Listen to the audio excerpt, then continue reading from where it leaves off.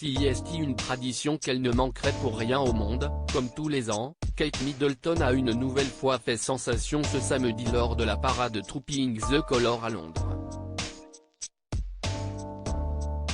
Souriante dans la calèche qu'elle partageait avec la reine Camilla et ses 3 enfants, elle s'était mise sur son 31 et a impressionné le public pour cette première édition sans Elizabeth II.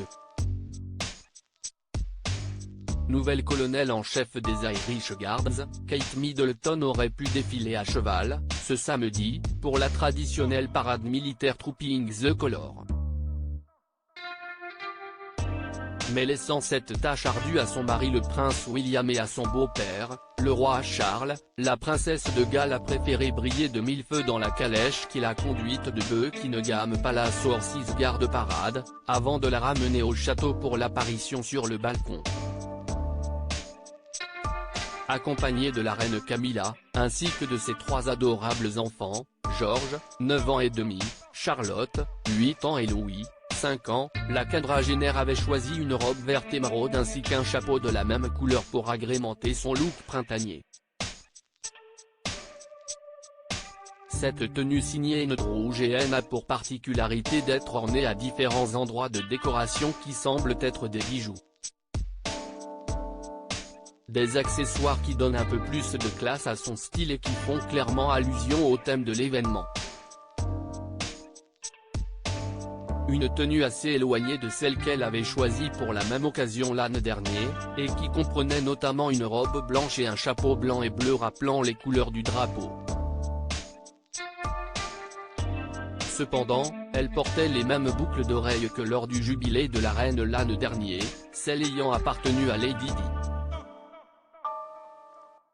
La regrettée princesse les avait notamment portées lors de sa danse légendaire avec John Travolta en 1985 à la Maison Blanche, ainsi que lors du Met Gala en 1996. Grande première pour Charles III. Il faut dire que cette édition 2023 du défilé est très différente de celle qui avait été organisée l'année dernière, en plein jubilé de platine d'Élisabeth II. Décédé quelques mois plus tard, la reine a laissé sa place à son fils aîné, Charles III, couronné depuis peu et qui a effectué la parade et le passage en revue des troupes à cheval.